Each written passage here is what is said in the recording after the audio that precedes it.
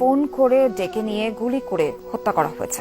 2 মাসের শিশু সন্তানকে আগুনে পুড়িয়ে ও নিজের মাকে কুপিয়ে হত্যার অভিযোগ উঠেছে। শেওড়াপাড়ায় একটি আবাসিক হোটেলে সারা রাত আটকে রেখে এক নারীকে সংঘবদ্ধ ধর্ষণের অভিযোগ উঠেছে।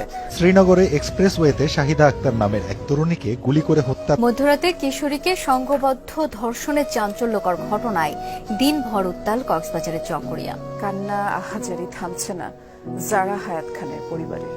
রাজধানীতে 5 জন মিলে ধর্ষণ ও হত্যার পর হাতির ঝিলে ফেলে দেওয়া হয় 8ম শ্রেণীর ওই কিশোরীর মরদেহ।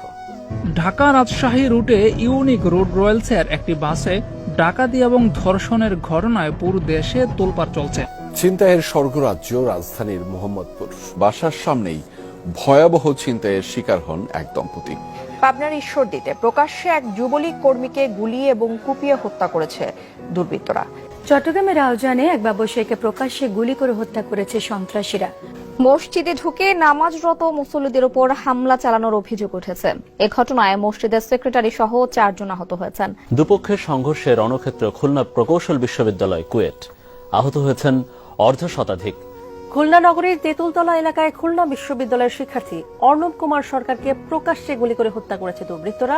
চট্টগ্রামের রাউজানের সাবেক ছাত্রদল নেতা পিয়ার মোহাম্মদ চৌধুরী বাবুকে গুলি করেছে দুর্বৃত্তরা।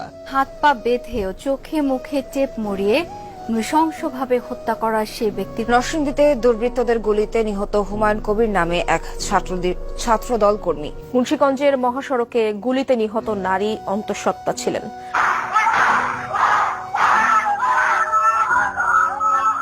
সুমন হালদারকে প্রকাশ্যে গুলি করে হত্যার। হোটেল সিগালের সামনের রাস্তায় হাঁটছিলেন গোলাম রাব্বানী টিপো। এ সময় কাছ থেকে তার মাথায় গুলি করে পালিয়ে যায় দুর্বৃত্তরা। কুষ্টিয়ার দৌলতপুরে এক ইউপি চেয়ারম্যানকে ইউনিয়ন পরিষদ কার্যালয়ের ভেতরেই গুলি করে হত্যা করেছে দুর্বৃত্তরা।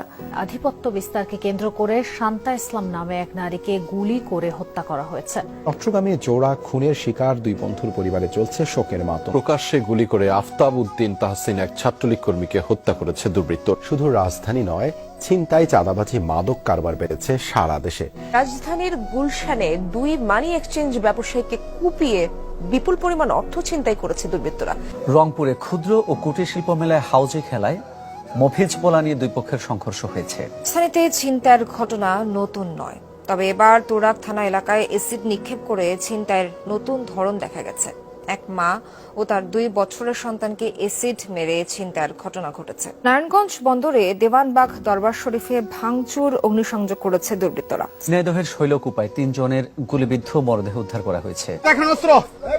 আমাদের এই দেখেন এই লোক আহত করছে, এই যে এই লোক আহত।